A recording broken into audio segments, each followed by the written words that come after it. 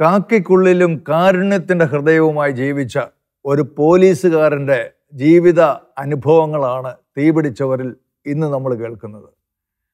Ponkunnam police സ്റ്റേഷനിൽ നിന്നും sub ഇൻസ്പെക്ടറായിട്ട് വിരമിച്ച ശ്രീ KC അവിര എന്ന നാട്ടുകാരുടെ പ്രിയപ്പെട്ട അവരാച്ചൻ സാറ്. അവരാച്ചൻ സാറ് ധ്യാനം കൂടി കർത്താവിൻ്റെ സ്നേഹത്തെ അനുഭവിച്ചറിഞ്ഞപ്പോൾ അധികമാർക്കും പരിചിതമല്ലാത്ത ഒരു പുതിയ പോലീസുകാരനെ നാട്ടുകാർ കണ്ടു, സഹപ്രവർത്തകർ കണ്ടു.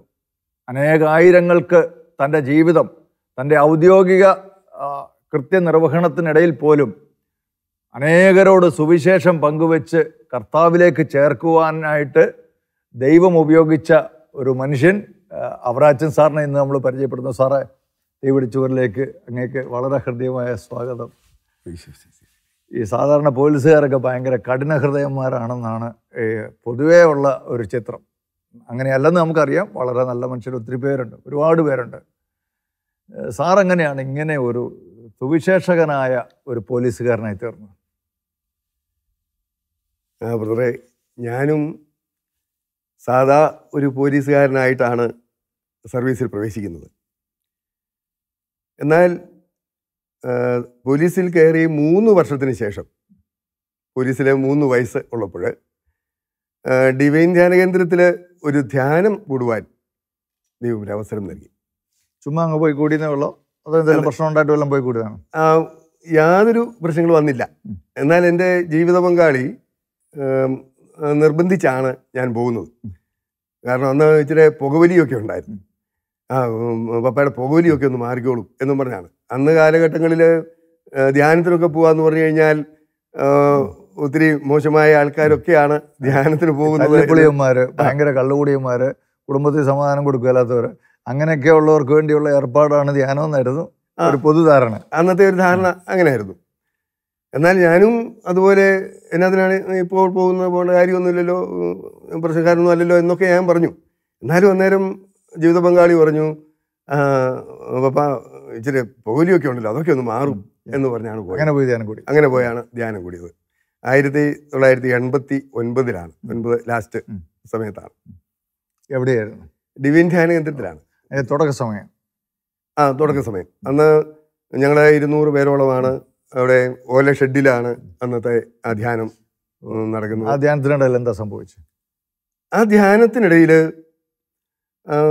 വളരെ വലിയ വചനത്തിനോട് ഒരു ആഭിമുഖ്യം, ഒരു വലിയ ഉൾക്കാഴ്ചകളൊക്കെ ലഭിക്കപ്പെടാൻ തുടങ്ങി. അത് വളരെ ഒരു ജീവിതത്തിൽ ചില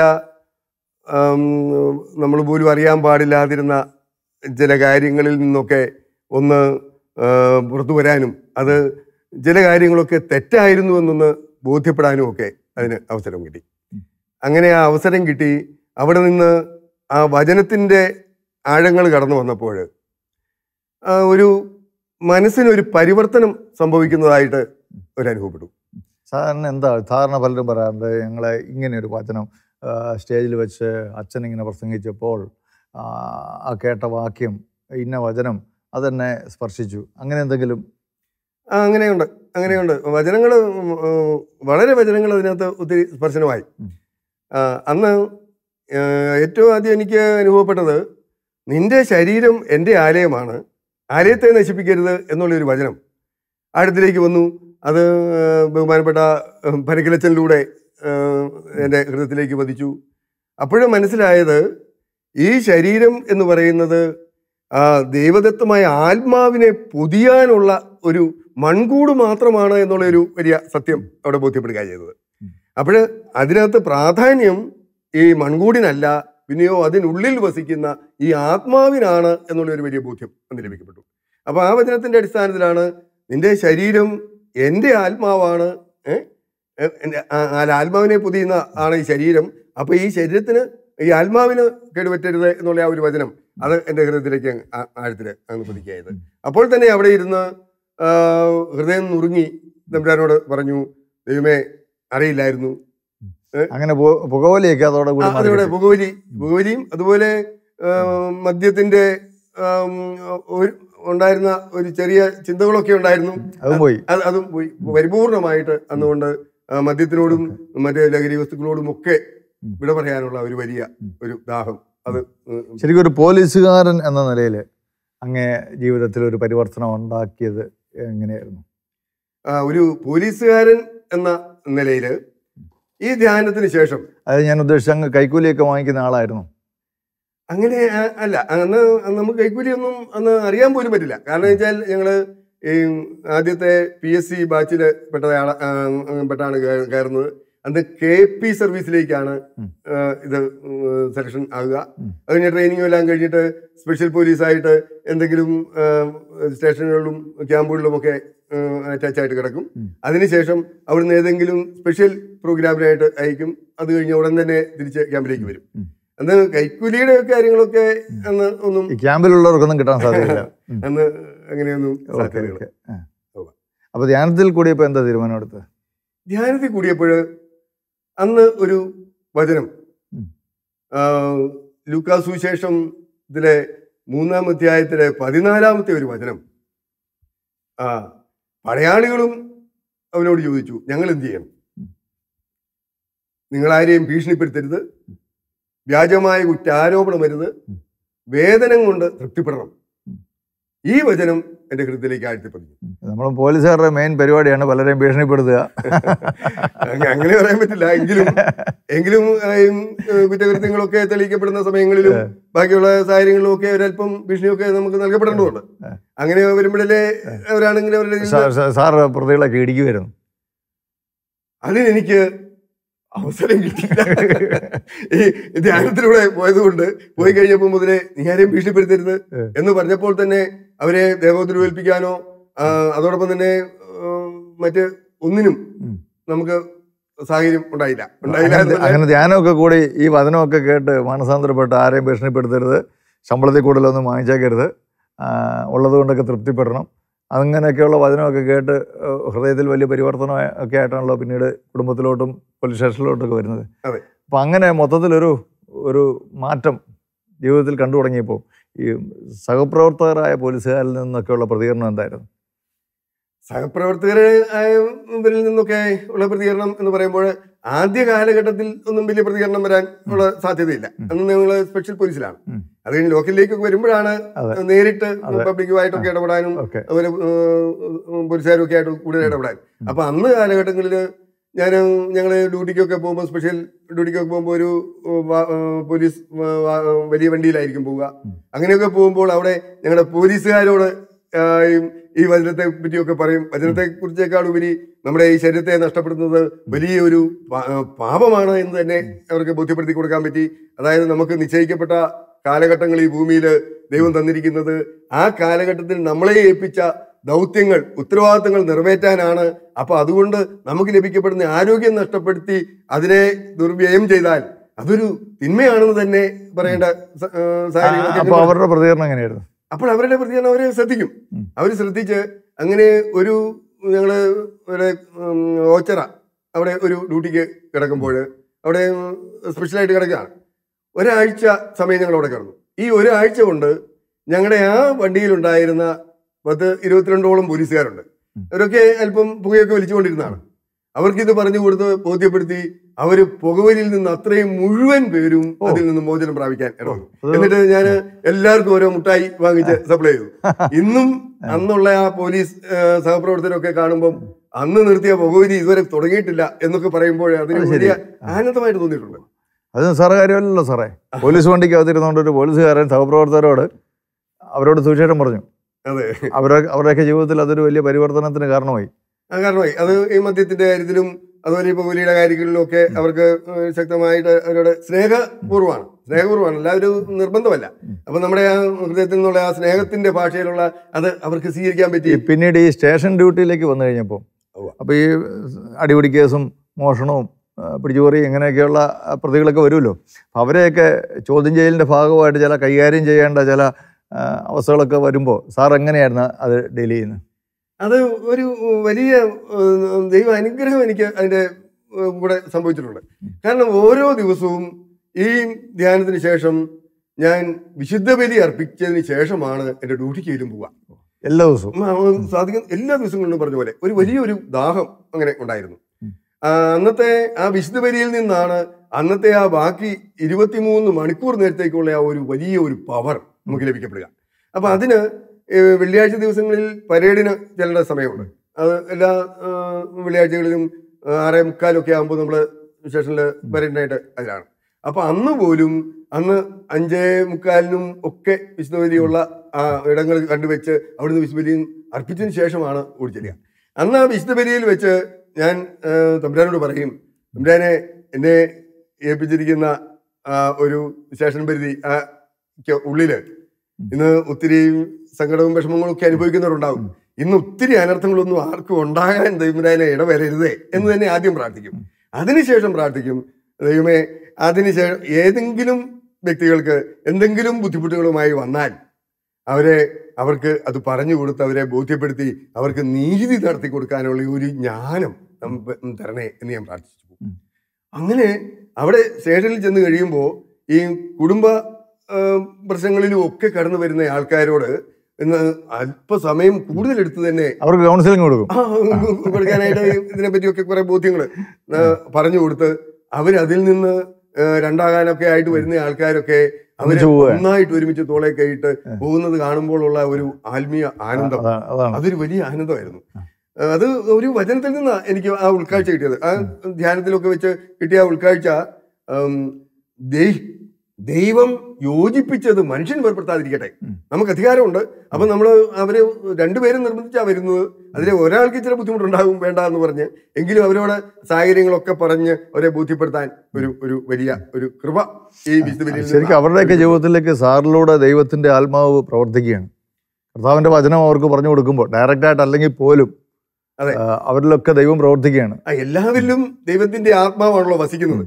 അത് എല്ലാ വിഭാഗങ്ങളിലും. പക്ഷെ അത് അവര് തിരിച്ചറിയുന്നില്ല എന്നേ ഉള്ളൂ. അപ്പൊ ആ ദൈവ ആത്മാവിന് അനുയോജ്യമായ രീതിയിൽ നമ്മളും കൂടെ പ്രവർത്തിച്ചു കഴിയുമ്പോൾ ആ ദൈവത്തിന്റെ ആത്മാവ് അവരിലും പ്രവർത്തിക്കും. അത് എനിക്ക് വളരെ വളരെ എൻ്റെ കണ്ണുകൾക്ക് കാണാൻ സംതൃപ്തി നൽകിയിട്ടുണ്ട്. അപ്പോൾ ഒരു കുടുംബം വന്നാൽ ആദ്യം ഞാൻ ചെയ്യുന്ന ഒരു കാര്യം, ഞാൻ വിളിച്ച് എൻ്റെ ജീവിത പങ്കാളിയോട് പറയും, നമ്മളെ ഇന്നുപോലെ ഒരു കുടുംബം വന്നിട്ടുണ്ട് എന്ന് പറയുമ്പോൾ ആ ജീവിത പങ്കാളി അവിടെ വീട്ടിൽ ഇരുന്ന് തിരി കത്തിച്ച് വെച്ച് മുട്ടുമേ നിന്ന് പ്രാർത്ഥിക്കും. അതെനിക്ക് അവിടെ അനുഭവപ്പെടാൻ പറ്റും. അപ്പം എന്തെങ്കിലും ഇത് പറയുന്ന കാര്യം അവർക്ക് ബോധ്യപ്പെടുന്നില്ല എന്ന് മനസ്സിലായാൽ ഉടൻ തന്നെ ഞാൻ വീണ്ടും വിളിക്കും, എന്താ അല്ല പപ്പ ഞാൻ പ്രാർത്ഥിക്കുന്നുണ്ട് എന്ന് പറയും. അതൊരു വലിയ ഒരു ബലമായിരുന്നു. ആ ബലത്തിന് അവർക്കത് അത്ഭുതകരമായിട്ട് ദൈവം ഇടപെട്ട അനുഭവങ്ങളാണ് കണ്ടിരിക്കുന്നത് മുഴുവൻ. ഈ അങ്ങ് കർത്താവിന് വേണ്ടി നിലപാടെടുക്കുമ്പോൾ അപ്പോൾ സാധാരണക്കാരിൽ നിന്ന് ഒരു വ്യത്യസ്തനാവുമല്ലോ തീർച്ചയായിട്ടും. അപ്പം അങ്ങനെ വരുമ്പോൾ തന്നെ പല പരിഹാസങ്ങളുമൊക്കെ ഏൽക്കേണ്ടതായിട്ട് വരും. ചില സമയത്ത് നമ്മൾ അപമാനിക്കപ്പെടുന്ന സന്ദർഭങ്ങളുണ്ടാകും, ഒറ്റപ്പെട്ടു പോകുന്ന സമയം. അപ്പം അങ്ങനെയൊക്കെയുള്ള അനുഭവങ്ങളൊക്കെ സാറിൻ്റെ ജീവിതത്തിൽ ഉണ്ടായിട്ടുണ്ടോ? എന്നെയും നമ്മുടെ സഹപ്രവർത്തകരൊക്കെ ഇത് അറിയാവുന്നത് കൊണ്ട് ഇങ്ങനെയൊക്കെയുള്ളൊരു വ്യത്യാസത്തിലേക്ക് സംഭവിച്ചപ്പോൾ അവരെന്നെ ഉപദേശിച്ചെന്നൊക്കെയാണ് വിളിച്ചുകൊണ്ടിരുന്നത്. അങ്ങനെയൊക്കെ ഒരു സ്നേഹപൂർവ്വമാണ് വിളിച്ച് അവർക്കെല്ലാം സന്തോഷമായിരുന്നു, ഒരു ആനന്ദമായിരുന്നു അത് കേട്ടോ. അപ്പോൾ അവര് വിളിച്ചുകൊണ്ടിരിക്കുമ്പോൾ എനിക്ക് അന്നും കിട്ടിയിരിക്കുന്ന ഒരു ബോധ്യം, ഇതിന് ഞാൻ വലിയ പ്രാധാന്യം കൊടുത്തിരുന്നില്ല. ആരെന്നെ പരിഹസിക്കുന്നു എന്നുള്ളത് ഞാൻ കൊടുത്തിരുന്നില്ല. കാരണം എനിക്ക് കിട്ടിയ ഒരു ബോധ്യം, ഞാനെന്ന വ്യക്തി അമൂല്യനാണെന്നും വിലയേറിയവനാണെന്നും ദൈവത്തിന് പ്രിയങ്കരനാണെന്നും ഒരു ബോധ്യം വന്നു. ആ ബോധ്യം വന്നതോടുകൂടി വീണ്ടും ഒരു ഉൾക്കാഴ്ച കിട്ടിയത്, അപ്പോൾ ഈ കാലഘട്ടത്തില്, അതായത് എഫേസൂസുകാർക്ക് എഴുതിയ ലേഖനം 2-ാം അധ്യായം 10-ാം തിരുവചനം ഇപ്രകാരം പറയാ, നാം ദൈവത്തിന്റെ കരവേലയാണ്, നാം ചെയ്യാൻ വേണ്ടി ദൈവം മുൻകൂട്ടി ഒരുക്കിയ സൽപ്രവൃത്തികൾക്കായി യേശുക്രിസ്തു സൃഷ്ടിക്കപ്പെട്ടവരാണ്. അപ്പോൾ എനിക്ക് ആ ഒരു ബോധ്യം കിട്ടിയത്, ഞാൻ എൻ്റെ സ്വന്തമല്ല, അത് ദൈവത്തിന്റെ സ്വന്തമാണ്. അപ്പം ദൈവം ഇത് മുൻകൂട്ടി എന്നിലൂടെ പ്രവർത്തിക്കപ്പെടേണ്ട പദ്ധതികൾ അവിടെ രൂപപ്പെടുത്തിയിട്ടുണ്ട്. ഇതിനെക്കുറിച്ചുള്ള പദ്ധതി എൻ്റെ മനസ്സിലുണ്ട് എന്നുള്ള ആ വചനം, അതിന്റെ അടിസ്ഥാനത്തിൽ അപ്പോൾ എനിക്കത് ബോധ്യപ്പെട്ടു. ഈ കാലഘട്ടത്തിൽ ഈ സങ്കീർത്തന പുസ്തകം 139:16 വചനത്തിൽ പറയുന്നുണ്ട്, എനിക്ക് നിശ്ചയിക്കപ്പെട്ടിട്ടുള്ള നാളുകൾ ഉണ്ടാകുന്നതിന് മുമ്പ് തന്നെ അങ്ങയുടെ പുസ്തകത്തിൽ അവ എഴുതപ്പെട്ടു. അപ്പോൾ എനിക്ക് നിശ്ചയിക്കപ്പെട്ട ഒരു നാളുകളുണ്ടായി. അപ്പൊ എനിക്കായി നിശ്ചയിക്കപ്പെട്ട നാള് ഈ കാലഘട്ടമാണെന്നും ഞാനൊരു അമൂല്യനാണെന്നും, അപ്പോൾ എന്നെ ഏൽപ്പിച്ച ദൗത്യം എന്നെ പോലെ വേറെ ഒരാള് ഇല്ല എന്നും, അപ്പോൾ എന്നെ ഏൽപ്പിച്ച ദൗത്യം ഞാൻ ചെയ്തില്ലെങ്കിൽ അത് ചെയ്യാൻ ദൈവത്തിന് വേറെ ആളില്ല. കാരണം എന്നെ പോലെ ഒരു ആളില്ല. അതാണ് എൻ്റെ വില എന്നെനിക്ക് മനസ്സിലായപ്പോഴാണ് ബാക്കി ആര് എന്ന് പറയുന്നതിനോടും എനിക്ക് ഒന്നും അനുഭവപ്പെട്ടിട്ടില്ല. കാരണം ഇത് ഞാൻ എന്നെ ഏൽപ്പിച്ച കർത്താവിന്റെ ഇഷ്ടം മാത്രം നോക്കിയാൽ മതി. അത് കർത്താവിന്റെ ഇഷ്ടം നോക്കിയാൽ മതി. നമുക്ക് അതാണ് ഏറ്റവും പ്രധാനം. കർത്താവിന്റെ ഇഷ്ടം എന്ന് പറയുന്നത് കർത്താവിനെയും ദൈവത്തെയും സ്നേഹിക്കണം, അതുപോലെ തന്നെ മറ്റുള്ളവരെയും നിന്നെ പോലെ സ്നേഹിക്കണം എന്നല്ലോ പറയുക. അപ്പം വേറൊരാൾക്ക് ഒരു വിഷമം ഉണ്ടാകുന്ന അതും ചെയ്യാൻ പാടില്ല. അപ്പൊ അങ്ങനെ അതുകൊണ്ടാണ് അവരുടെ ഒരു ഹൃദയം വേദനിക്കാൻ നമുക്ക് ഇടകൊടുക്കാൻ പാടില്ല. അപ്പം ദൈവത്തിന്റെയും അതുപോലെ മനുഷ്യരുടെയും കൂടെ ഒരു പാലമായിട്ട് തന്നെ നിൽക്കാൻ ദൈവം ഒരു വലിയ ഒരു അഭിഷേകം ആ ധ്യാനത്തിലൂടെ ലഭിക്കപ്പെട്ടു. സാറിൻ്റെ കുടുംബ ജീവിതത്തിലേക്ക് വന്നാൽ, ധ്യാനം കൂടിയ പോലീസുകാരനാണല്ലോ, തീർച്ചയായിട്ടും കുടുംബത്തിലും അതിൻ്റെ സമാധാനവും സന്തോഷവും ഒക്കെ ഉണ്ടായിരുന്നു. പക്ഷെ പിന്നീട് അങ്ങയുടെ ജീവിത പങ്കാളി മരണപ്പെട്ടുവെന്ന് ഞാൻ മനസ്സിലാക്കി. എന്തായിരുന്നു, എങ്ങനെയായിരുന്നു അത്? ഒരു വലിയ വേദനാജനകമായ ഒരു സംഭവമായിരുന്നു. കാരണം എന്നെ ധ്യാനത്തിന് കൊണ്ടുപോയി വിശുദ്ധീകരിച്ചതിന് ശേഷം എൻ്റെ ജീവിത പങ്കാളി ആ പിതൃഭവനത്തിലേക്ക് പോകാൻ സമയമായി എന്ന് അപ്പോഴേ എനിക്ക് അറിയാം. എന്തായിരുന്നു പറ്റി? രോഗം ക്യാൻസറിന്റെ രോഗമായിരുന്നു, ഈ ഉമിനീർ ഗ്രന്ഥിയിലായിരുന്നു. അപ്പൊ അത് ഞങ്ങള് ഒരു സിംറ്റംസോ കാര്യങ്ങളോ ഒന്നുമില്ല. രോഗമാണെന്ന് അറിഞ്ഞതിന് ശേഷം പിന്നീട് എത്ര കാലം ജീവിച്ചു? രോഗമാണ് എന്നറിഞ്ഞതിന് ശേഷം 2 വർഷക്കാലം ജീവിച്ചു. 2 വർഷക്കാലം ജീവിച്ചു. അപ്പോൾ മരണത്തെ മുന്നിൽ കണ്ടുകൊണ്ടുള്ള ജീവിതമായിരുന്നു അത്. ഒരു അവസാന ഘട്ടം വരെ ജീവിത പങ്കാളിക്ക് തിരിച്ചു വന്ന് കുറച്ചുകൂടെ ശക്തമായിട്ട് മുന്നോട്ട് ജീവിക്കാൻ സാധിക്കും, ഒരുമിച്ച് ജീവിക്കാൻ സാധിക്കും എന്നൊരു പ്രതീക്ഷ ഉണ്ടായിരുന്നു. അപ്പൊ ആ സമയത്ത് കുഞ്ഞുങ്ങളൊക്കെ വളരെ ചെറുതായിരുന്നല്ലോ. കുഞ്ഞുങ്ങള് ചെറുതായിരുന്നു. മോളാണ് മൂത്തയാള്. മോള് 9-ൽ നിന്ന് 10ലേക്ക് പ്രവേശിക്കുന്നു. ആ സമയത്തായിരുന്നു. മോൻ 8-ൽ നിന്ന് 9ലേക്കും പ്രവേശിക്കുന്നു. മക്കളൊക്കെ വളരെ ചെറിയ കുഞ്ഞുങ്ങളായിരുന്നതുകൊണ്ട് പിന്നീടൊരു വിവാഹ ജീവിതത്തിലേക്ക് പ്രവേശിക്കാനായിട്ട് സഹപ്രവർത്തകരൊക്കെ നിർബന്ധിച്ചായിരുന്നു. അതെ, സഹപ്രവർത്തകർ എല്ലാവരും നിർബന്ധിച്ചു. കാരണം എൻ്റെ സാഹചര്യങ്ങൾ അറിയാം. ഈ കുഞ്ഞുങ്ങളെ 2 പേര് കുഞ്ഞുങ്ങളാണ്. പിന്നെ എനിക്ക് ഔദ്യോഗിക ഡ്യൂട്ടിയിൽ പോകണം. അപ്പോൾ കുഞ്ഞുങ്ങളെ അടുത്ത ആളില്ല. ഇങ്ങനെയൊക്കെ വന്ന സാഹചര്യത്തിൽ വളരെ നിർബന്ധം സഹപ്രവർത്തകരുടെ അടുത്തുണ്ടായി. എന്നാൽ 6 മാസം ആള് 1997 മെയ് മാസം 1-ാം തീയതിയാണ് നിത്യസമ്മാനത്തിന് വിളിക്കപ്പെടുക. അപ്പോഴാ സമയം അതിനുശേഷം അതിൻ്റെ തലേ ദിവസം ഈ ഇത് കാണാനായിട്ട് ഞങ്ങളുടെ ഒരു കുടുംബ സുഹൃത്ത് പോലെയുള്ള ഞങ്ങളുടെ ഒരു സിസ്റ്ററുണ്ട്.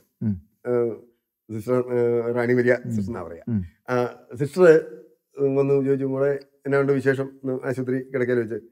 അന്നേരം പറഞ്ഞു, സിസ്റ്ററെ ഒരു കാര്യം ചെയ്യണം, 6 മാസം കഴിഞ്ഞേ പറയാവുള്ളൂ, അതിനോട് പറഞ്ഞേക്കണം, കുടുംബം അനാഥമാക്കരുത്, ഒരാളെ കൊണ്ടുവരണം എന്ന് പറഞ്ഞു. 6 മാസം വരെ ഈ സിസ്റ്റർ ഇത് ഹൃദയത്തിൽ സൂക്ഷിച്ചു. അത് കഴിഞ്ഞിട്ട് 6-ാം മാസം പൂർത്തിയായ അന്ന് ഓടി വന്നു പറഞ്ഞു, എന്നെ പോലീസ് എന്നാ വിളിക്കുന്നത്. എനിക്ക് അത്രയൊരു സ്വാതന്ത്ര്യം ഞങ്ങള്. എൻ്റെ പോലീസെ, ഇത് ഞാൻ ഇത്രയും കാലം സൂക്ഷിച്ചു വെച്ച ഒരു സാധനം ഞാൻ പുറത്തോട്ട് പറയുകയാണ്. ഇന്നപോലെ പറഞ്ഞേച്ചാണ് മോളി പോയിരിക്കുന്നത് എന്ന് പറഞ്ഞു. അപ്പൊ എന്ത് തോന്നി? അങ്ങേക്ക് എന്താ തോന്നി? അപ്പോഴും ആള് വലിയ ഗൗരവബോധമുള്ള ആളാണ് എന്നെനിക്കറിയാം എൻ്റെ ജീവിതങ്ങളിൽ. അതുകൊണ്ടാണ് എന്നെ ധ്യാനത്തിൽ കൊണ്ടുപോയി അതിനുശേഷം ഇങ്ങനെ വരാനുള്ള പ്രതിബന്ധങ്ങൾ ഒത്തിരി ജീവിതത്തിൽ വരാനുള്ളതൊക്കെ ദൈവം മുൻകൂട്ടി കണ്ടിരുന്നു. അതുകൊണ്ടാണല്ലോ പുള്ളിക്കാരിയെ ഇങ്ങനെ. അതിനുശേഷം ഇങ്ങനെ പറഞ്ഞു കഴിഞ്ഞപ്പോൾ വീട്ടില് അമ്മയുണ്ട്, ബാക്കിയുള്ളവരെല്ലാം ഉണ്ട്. ഞാൻ പറഞ്ഞു ഇപ്പം ഒന്നുമില്ല എന്നൊക്കെ പറഞ്ഞ് അങ്ങ് പോയി വീണ്ടും ഒരു 1.5-2 വർഷത്തോളം ആയി. 2 വർഷം കഴിഞ്ഞതിന് ശേഷമാണ് ഇപ്പം 2ാമത് ഞാൻ വിവാഹത്തിലേക്ക് പ്രവേശിക്കുന്നത്. അത് വിവാഹത്തിലേക്ക് പ്രവേശിക്കുന്നത് ഇപ്പോഴത്തെ ജീവിത പങ്കാളി മേരിക്കുട്ടിയുടെ ഒരു ജ്യേഷ്ഠത്തിയെ വിവാഹം കഴിച്ച ആള് ഞങ്ങളുടെ അടുത്ത് താമസിക്കുന്നുണ്ട്. അപ്പൊ അദ്ദേഹം നിരന്തരമായിട്ട് അവരുടെ വീട്ടിലും സമ്മർദ്ദം ചെലുത്തിക്കൊണ്ടിരുന്നു. ഇതുപോലെ ഒരാളുണ്ട്, പോലീസാണ്, കുഴപ്പമൊന്നുമില്ല എന്നൊക്കെ പറഞ്ഞാണ് 2ാമത് വിവാഹം കഴിക്കുന്നത്. പുള്ളിക്കാരി കല്യാണത്തിന് ആഗ്രഹിച്ചിരുന്ന ആളല്ല. കാരണം ചെറുപ്പത്തില് 22 വയസ്സുള്ളപ്പോൾ ഒരു ഓപ്പറേഷനിലൂടെ 2 ഓവറിയും റിമൂവ് ചെയ്യപ്പെട്ടു. ഓക്കെ. അങ്ങനെ അതുകൊണ്ട് വിവാഹ ജീവിതം വേണ്ടെന്ന് തീരുമാനിച്ചിരുന്ന ആളാണ്. അതെ, വിവാഹ ജീവിതം വേണ്ട എന്ന്. അപ്പോഴാണ് ഇങ്ങനെ ഒരു ആലോചന വരുന്നത്. അങ്ങനെ അതിനുശേഷം കുറെ കാലം കഴിഞ്ഞതിന് ശേഷമാണ് ഈ വിവാഹം വരുന്നത്. ഓക്കെ. അപ്പോൾ ഈ വിവാഹത്തിന് സംബന്ധിച്ചു ഒക്കെ അങ്ങനെ നിങ്ങളുടെ രണ്ടാമത്തെ വിവാഹം നടന്നു. ഇപ്പോൾ ഉള്ള ജീവിത പങ്കാളി ആദ്യത്തെ ഭാര്യയെ പോലെ തന്നെ ഈ ആത്മീയ കാര്യങ്ങളിലൊക്കെ വളരെ സപ്പോർട്ടീവാണോ നമുക്ക്? അതെ, 100% സപ്പോർട്ടീവ്. അതുകൊണ്ടാണ് എല്ലാ കാര്യങ്ങൾക്കും എന്നെ പ്രോത്സാഹിപ്പിക്കുകയും പറഞ്ഞു വിടുകയും കൂടെ വരികയും ചെയ്യുന്നുണ്ടായിരുന്നു. ഈ രണ്ടാമത്തെ ജീവിത പങ്കാളിയും ഇതുപോലെ ഈ ഡിവൈനില് ഈ ധ്യാനത്തില് പങ്കെടുത്ത് വെച്ച് ഇങ്ങനെ നിൽക്കുകയാണ്, നല്ല ആത്മീയ നിൽക്കുന്ന സമയം. അതുകൊണ്ടാണ് ഞാൻ പ്രാർത്ഥിച്ച് ഇരുന്നോളാം എന്നുള്ള രീതിയിൽ അവിടെ നിന്നത്. എൻ്റെ ജീവിത പങ്കാളി സംസ്കരിക്കുന്ന ആ ദിവസം ഈ പുതിയ ജീവിത പങ്കാളിയുടെ വീട്ടിലൊരു ആഘോഷം നടക്കുകയാണ്.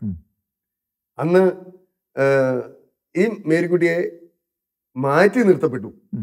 അനുജത്തിയുടെ വിവാഹം നടക്കുകയാണ് അവിടെ. അതൊരു ഇപ്പോഴും ഞങ്ങൾക്ക് അതൊരു വലിയ ഒരു അനുഭവമാണ്. കാരണം അന്ന് തന്നെ മാറ്റി നിർത്തപ്പെട്ട് കഴിഞ്ഞു. അതിനുശേഷം വിവാഹം വേണ്ട എന്ന് പറഞ്ഞിരുന്ന ആള് അതിനുശേഷം ഈ സഹോദരൻ പറഞ്ഞു കഴിഞ്ഞപ്പോൾ ഒന്ന് ജീവിതങ്ങളെ പറഞ്ഞത് ഇങ്ങനെയാണ്: ഒരു കാഞ്ഞിരപ്പള്ളി രൂപതയിൽ നിന്ന് തന്നെ ഉള്ള ഒരാളായിരിക്കണം, അതുപോലെ നല്ല ആത്മീയ മേഖലയിലൊക്കെ പ്രവർത്തിക്കുന്ന ഒരാളായിരിക്കണം, സീറോ മലബാർ സഭയിൽ നിന്നുള്ള ആളായിരിക്കണം. ഇങ്ങനെയൊക്കെ ചില നിബന്ധനകൾ വെച്ചു. നല്ല വിശ്വാസത്തിന്റെ ആഴങ്ങളുടെ ബോധ്യമാണ്. ഇത് കഴിഞ്ഞപ്പോഴാണ് അങ്ങനെ എല്ലാം കൂടെ ഒരു ദിവസം ഞങ്ങള് ഈ ചേട്ടന്റെ വീട്ടിൽ വെച്ചാണ് കാണാൻ പോകുന്നത്. അന്നേരത്തേനും പുള്ളിക്കാരി അവിടെ കൊണ്ടുവന്നു. മക്കള് രണ്ടുപേരും ഞാനും കൂടെ കൂടിയാണ് ചെല്ലുന്നത്. മക്കളുമായിട്ടാണ് കാണാൻ പോകുന്നത്. മക്കൾക്കും ഇഷ്ടപ്പെട്ടു, ഞങ്ങൾക്കും ഇഷ്ടപ്പെട്ടു. ഒരു മാസം അന്ന് കണ്ടതിന്റെ ഒരു മാസം പൂർത്തിയായപ്പോ വിവാഹത്തിലേക്ക്. പിന്നീട് മക്കളൊക്കെ വളർന്ന് മക്കൾക്ക് എത്ര? പിന്നെ ഈ മക്കളെ എല്ലാം പോറ്റി വളർത്തിയത് ഈ ജീവിത പങ്കാളി മേരിക്കുട്ടിയാണ്. ഇപ്പം മക്കള് 38 വയസ്സും 40 വയസ്സും പ്രായമായ മക്കളാണ്. അവര് രണ്ടുപേരുടെയും വിവാഹം കഴിഞ്ഞു, കുടുംബമായി ജീവിക്കുന്നു. അവർക്ക് 3 മക്കൾ വീതമുണ്ട്. അവര് ഈ വേതനം കൊണ്ട് തൃപ്തിപ്പെടുക എന്ന വചനം ഹൃദയത്തിൽ സ്പർശിച്ചപ്പോഴേ പിന്നെ വേറെ വലിയ പുറത്തുനിന്നുള്ള വരുമാനത്തിനൊന്നും പ്രസക്തിയില്ലാണ്ടായല്ലോ. അപ്പോൾ ഏതൊരു സർക്കാർ ഉദ്യോഗസ്ഥൻ്റെയും ഒരു വലിയ ആഗ്രഹമാണ് റിട്ടയർമെൻ്റൊക്കെ ആകുമ്പോഴത്തേക്കും ഒരു നല്ല വീട് പണിയണമെന്നുള്ളത്. അപ്പം അങ്ങ് ഈ തുച്ഛമായ ശമ്പളത്തിൽ മാത്രം ആശ്രയിക്കുകയും ഒപ്പം കുഞ്ഞുങ്ങളുടെ പഠനവും കാര്യങ്ങളും എല്ലാം ഉണ്ടല്ലോ. അപ്പോൾ അങ്ങേക്ക് വീടും കാര്യങ്ങളും ഒക്കെ സ്വന്തമാക്കാൻ പറ്റിയായിരുന്നു ഈ കാലയളവിനുള്ളിൽ? അത് ആ വചനത്തിൻ്റെ അടിസ്ഥാനത്തിൽ മുന്നോട്ട് പോയി. ആ സമയത്താണ് ജീവിത പങ്കാളിയുടെ രോഗങ്ങളും പ്രശ്നങ്ങളും വന്നു, നല്ല സാമ്പത്തിക ബാധ്യത വന്നു, കടബാധ്യതയായി. അങ്ങനെയൊക്കെ വന്നപ്പോഴത്തേനും വളരെയേറെ ഞെരുങ്ങി. ഒരു ചെറിയ വീട് 11 സെന്റ് സ്ഥലവും ഒരു കുഞ്ഞു വീടും വെച്ചിരുന്നു. അതിനുശേഷം ഒരു 5 സെന്റ് സ്ഥലവും കൂടെ വാങ്ങിച്ച് 16 സെന്റ് ആക്കിയായിരുന്നു. അന്നേരമാണ് ഈ അസുഖങ്ങളെല്ലാം വരുന്നത്. അതിനുശേഷം ഇതെല്ലാം നല്ല ട്രീറ്റ്മെന്റ് ആണ് നടന്നത്. 3 മേജർ ഓപ്പറേഷനും 3 കോഴ്സായിട്ട് 60 റേഡിയേഷനും ഒക്കെ മദ്രാസ് അടയാർ ക്യാൻസർ റിസർച്ച് ഇൻസ്റ്റിറ്റ്യൂട്ടിൽ വെച്ചാണ് അത് നടക്കപ്പെടുക. അപ്പോൾ അതെല്ലാം കഴിഞ്ഞു ആളിനെ കിട്ടിയില്ല. അതിനുശേഷം ഒത്തിരി സാമ്പത്തിക ബുദ്ധിമുട്ടിലൂടെ കടന്നുപോയി. ആ വീടും വിൽക്കേണ്ടി വന്നു. അതെല്ലാം കഴിഞ്ഞിട്ട് പിന്നെ ഞാൻ വാടക വീട്ടിലേക്കാണ് താമസം മാറിയത്. വാടക വീട്ടിൽ താമസം മാറി 11 വാടക വീടുകൾ മാറേണ്ടി വന്നു. ഓരോ വർഷം ഓരോ വീടുകൾ വെച്ചു മാറി. അവസാനം സ്വന്തം വീടായോ? റിട്ടയർ ആകുമ്പോഴൊക്കെ വാടക വീട്ടിലാണ്. അത് കഴിഞ്ഞ ശേഷം ഇപ്പോൾ ഒരു സ്വന്തമായിട്ട് വീട്, കുഞ്ഞുങ്ങള് പോയി ജോലി ചെയ്ത് അവർക്ക് കിട്ടിയ ശമ്പളത്തിൽ നിന്നൊക്കെ ലഭിക്കപ്പെട്ട മനോഹരമായ ഒരു നല്ല ഭവനം ഈശോ. അങ്ങയുടെ ജോലിയുടെ കാലഘട്ടത്തിൽ ഒരു വീട് ആക്കാൻ സാധിച്ചില്ലെങ്കിൽ പോലും മക്കൾ വളർന്നു വലുതായി, അവർ പഠിച്ച് അവർ നല്ല ഭവനം വെച്ചു. ഇപ്പോഴാണ് എനിക്ക് അതിന്റെ സംതൃപ്തി. കാരണം കുഞ്ഞുങ്ങൾ ഇതെല്ലാം മനസ്സിലാക്കാൻ സാധിക്കുന്നുണ്ട്. അവര് അതുപോലെ തന്നെ ഈ മൂല്യത്തോടെയുള്ള ജീവിതം എൻ്റെ കുഞ്ഞുങ്ങള് നയിക്കപ്പെടുന്നു എന്ന് കാണുന്നതാണ് ഏറ്റവും വലിയ ആനന്ദം.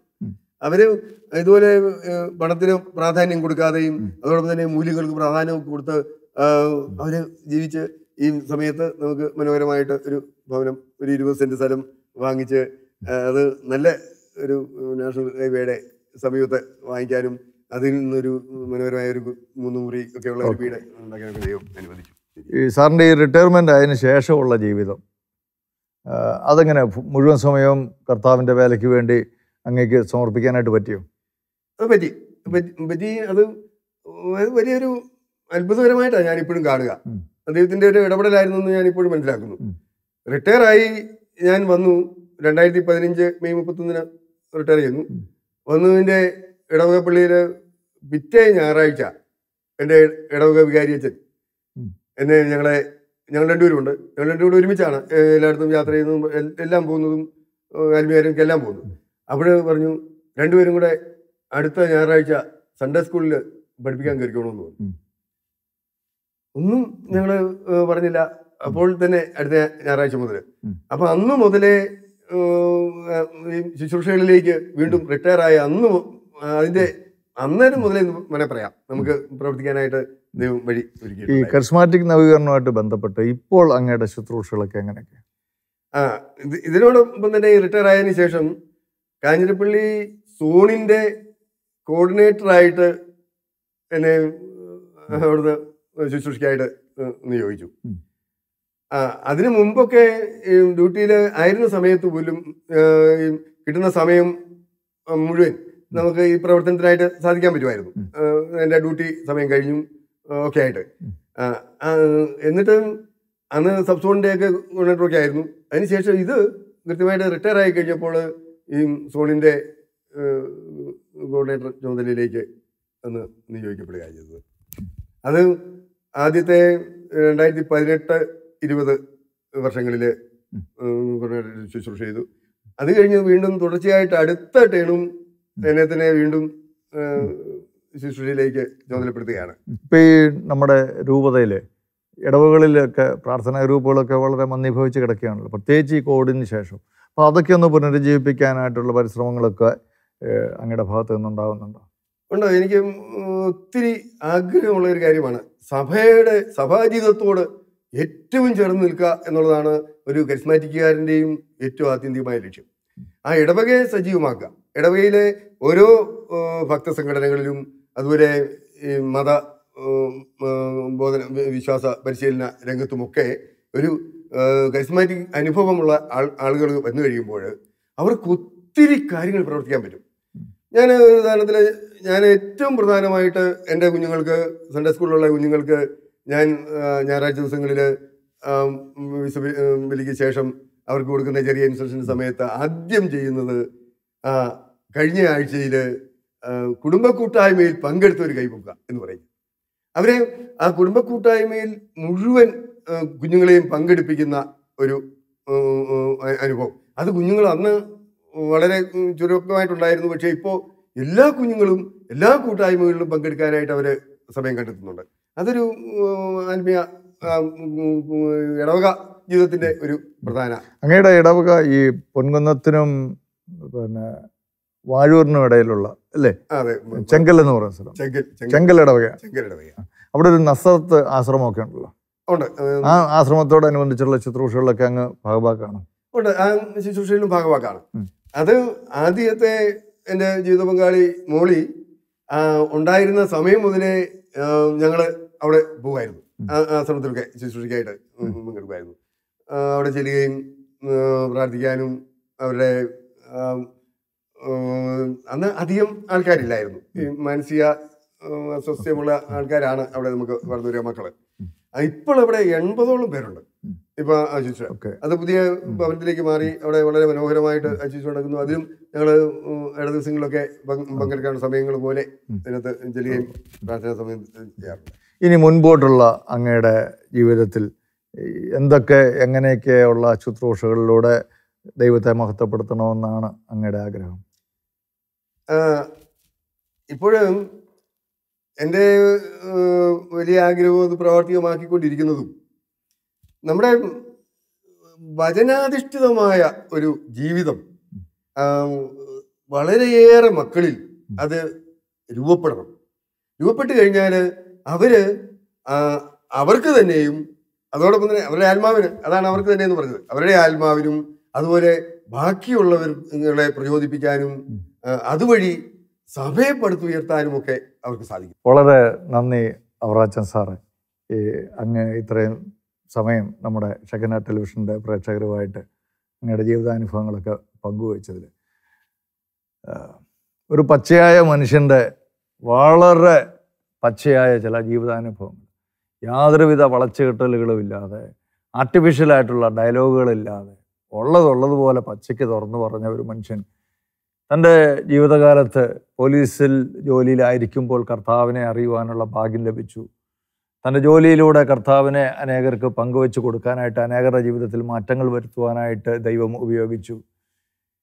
ഒത്തിരി കഷ്ടതകളിലൂടെ, ചില പ്രയാസങ്ങളിലൂടെയൊക്കെ കടന്നുപോയി. പക്ഷെ അവിടെയൊന്നും ഒരു പരാതിയോ പരിഭവമോ ഒന്നുമില്ലാതെ കർത്താവിന് വേണ്ടി എല്ലാം ദൈവഹിതപ്രകാരം എന്നുള്ള ധാരണയിൽ, ആ ഒരു നിലപാടിൽ മുന്നോട്ട് പോയി.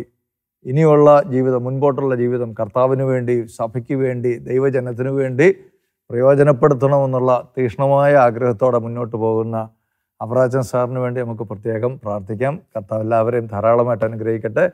അടുത്ത ഒരു എപ്പിസോഡിൽ നമുക്ക് മറ്റൊരു തീപിടിച്ച വ്യക്തിയുമായിട്ട് കണ്ടുമുട്ടാം. അതുവരെ എല്ലാവർക്കും നന്ദി.